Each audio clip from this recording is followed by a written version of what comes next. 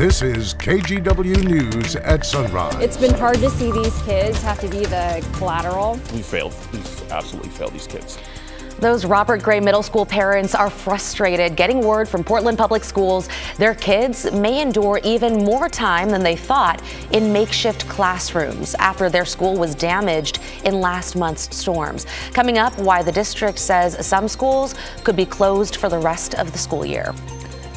Salem-Keizer schools have their own set of issues to deal with after the union representing teachers in that district declared an impasse in contract negotiations. We'll explain what this means for future bargaining sessions coming up. In general, every year that you wait to take Social Security, you need to live about 18 years for that to be a good decision that you waited that year. Huh. Okay, so that is just one of the financial tips we're talking about this morning, but we've got more on the way in our newest edition of our Fresh Start series. Coming up, the best ways to prepare for your retirement. 18 years. Man. Yeah. I'm taking it. Well, we saw you in that shot there. Rod Hill is leading the charge for that segment coming up here in about 15 minutes. But fear not, Rod Hill fans, the man himself nowhere near retirement age. Well, I mean, the age part isn't correct. Maybe the nowhere near retirement Trying to throw you a is bone. true. Trying to throw you a Friday morning bone, Rod. Here comes the old man slowly to the weather center. All right. We have a wind advisory out there. This is a new player. This is the North Valley, which is the Portland metro area up into Clark County, the area that gets hit hardest by the east wind. The advisory up today, tonight, into tomorrow. Strongest winds. Gust 50 miles per hour potentially. That would be most likely along or east of I-205. But all of us, for the most part, including folks in Salem, will feel that chill of the east winds picking up today. This is the last bit of moisture from our two-day storm event starting to move out. I think by the time we get after sunup or to 8 o'clock at the latest, we will be completely dry. It's dry in downtown right now. Cloudy skies, good visibility, 39 degrees. Filtered sun for partly sunny at times with a lot of cloudiness today. The gusty east winds making 44 degrees at noon feel very chilly, and obviously making 42 at 5 p.m. that much chillier. Here's Chris. But at least the sun will still be up. So we got that going for us, right? It's not up yet, and obviously not a lot of drivers out there on the roads either. This is a live look right now in Wilsonville. I-5 northbound rolling right along there. Highway 26 at the Sylvan Hill rolling right along, and I-5 through North Portland. Again, not much traffic volume out there just yet. We take up to the Cascade Passes. Again, we do have snow up there, so just be on the lookout if you are traveling there. You're probably going to want chains and traction tires heading over the passes this weekend, guys. All right, Chris, thank you for that update. Let's get to our top news story this half hour. Salem-Keizer teachers are at odds with the district over a new contract. The union for those teachers declared an impasse in negotiations just last night. We have Devin Haskins covering this story live for us this morning in our newsroom. So, Devin, let's talk about what this means exactly for students. Yeah, so as of right now, classes are scheduled as normal, but an impasse is among the first steps that could lead to yet another teacher strike, like we've already seen so far this year. The two sides have been in negotiations since last year and in mediation for the last week. Some of the sticking points deal with pay, class sizes, and job definitions for full-time employees. One of the bigger issues is class size. The teachers union wants to create smaller class sizes. The district says it can't afford to hire more teachers, citing an over $30 million budget gap, and says it will need to reduce, quote, hundreds of staff to balance the budget. In a statement from the district, the superintendent said, quote, we cannot pay people more, lay off staff, and reduce class size. It is mathematically impossible because everything is a trade-off. The district said their latest offer was the best they could do. Now, if a strike does happen, it would close all Salem-Keizer schools. But again, that has not happened yet. We will be talking with the district and the teachers union later this morning and bring you more of what they have to say this afternoon. Christine? Okay, thank you for that report, Devin. From Salem to Portland now, where parents are frustrated after some Portland public schools students have been forced to learn in common areas instead of classrooms since last month's ice storms. One of the big issues here is the fact that this situation may not change anytime soon.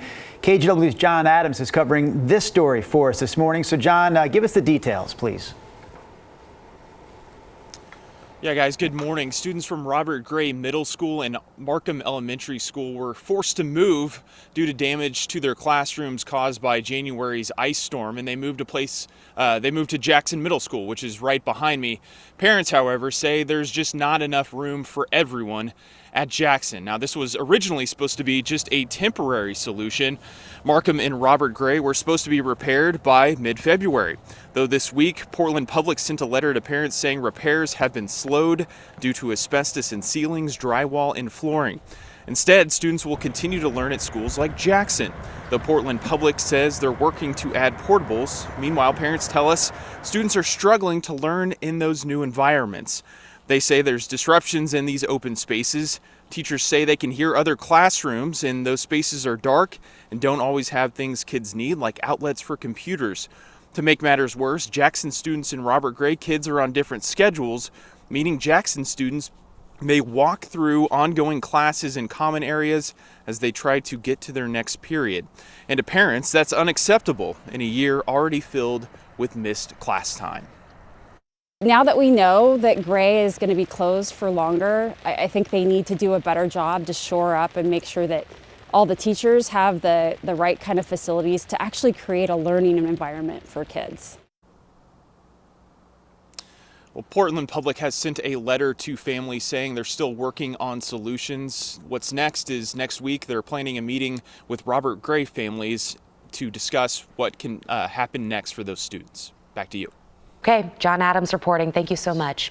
We want to take a moment now to sincerely apologize to our viewers for airing a deeply offensive photo during Thursday night's The Good Stuff show. The photo had been submitted to our Facebook page and should have been reviewed prior to being included in the program, which is our normal process.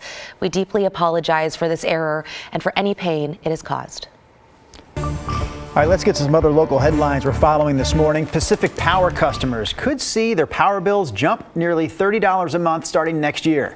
That's assuming Oregon's Public Utility Commission approves a proposed 16.9% rate adjustment. The company says it needs to raise rates to meet the rising costs of wildfire risk management and insurance premiums. Of course, Pacific Power also still owes hundreds of millions of dollars in settlements and jury awards in lawsuits related to the 2020 wildfires, and several more lawsuits are also pending. If approved, this increase would go into effect the first of next year. News from Nike this morning. The company says it's laying off approximately 2% of its workforce. According to a letter sent out to employees, the first round of layoffs could happen as early as today and last through next week. This all comes after the company announced a $2 billion cost-saving plan back in December. Nike is one of the region's largest employers with more than 15,000 workers in the Portland and Southwest Washington area. Okay, we're still about a month or so away from seeing images like this around the Portland area, right? I'm talking about the waterfront, beautiful cherry blossoms typically. But these shots are coming to you from parts of Japan. Tourism officials say the flowers in the warmer southwest parts of the country are peaking about a month earlier this year because of their warm weather. The cherry blossom trees at Portland's Waterfront Park typically bloom between mid-March and early April. Would you like to make a forecaster's correction? Well, I'm just thinking. I saw him counting his fingers. I think we're being a bit optimistic. You don't think we'll see cherry blossoms around here until? Some years we don't get them until closer to the 1st of May. It depends on. It really does depend on how chilly our spring is or not. Well, we are an optimistic news bunch. I like the fact that we're thinking about spring. I give us kudos for that. All right, that wind advisory that we shared earlier in the show, again, this is for the Portland metro area up into Clark County. Strongest east winds picking up, already starting, picking up today. Could see some gusts, especially east of 205 as high as 50 miles per hour. Those winds will start to slowly taper off tomorrow afternoon. They're in response to this low. This is our next rainmaker nestling up near the coast today. It looks like we will be dry today once we get to the 8 o'clock hour with moisture from that particular system that's going to stall for a bit out in the Pacific. That rain holding off until tomorrow. Right now we've got a little bit of moisture still lingering around from our 2-day storm, but again by 8 o'clock this morning I think we'll be all dry across the entire region, by the way. Current temps 40s at the coast, 42 Astoria, 30s up and down 95 until you get down to Eugene where it's 43, 39 in Portland.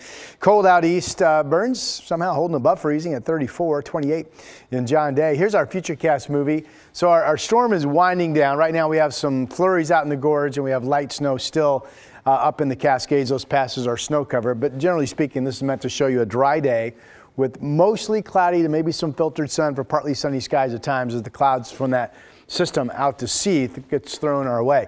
There's a chance of evening showers along the coast. Mainly it's going to be overnight into tomorrow morning before we start to get some raindrops here in Portland. This system, I think, produces light rain amounts in the Rose City. We could have as little as about 1/10 of an inch tomorrow with some light passing showers from time to time.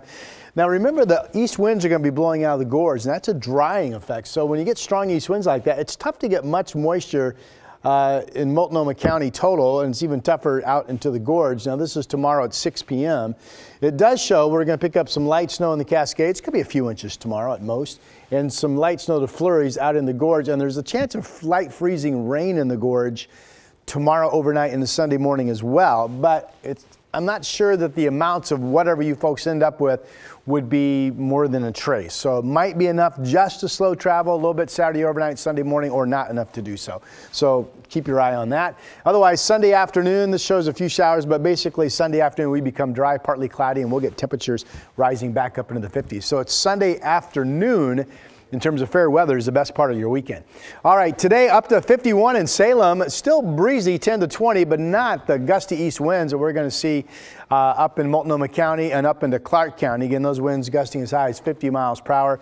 Vancouver 46, Battleground 47. The wind chill making it feel like it's only in the 30s out there. The showers and windy conditions tomorrow 45, and then the drying weather Sunday. Much of next week looks great. Okay.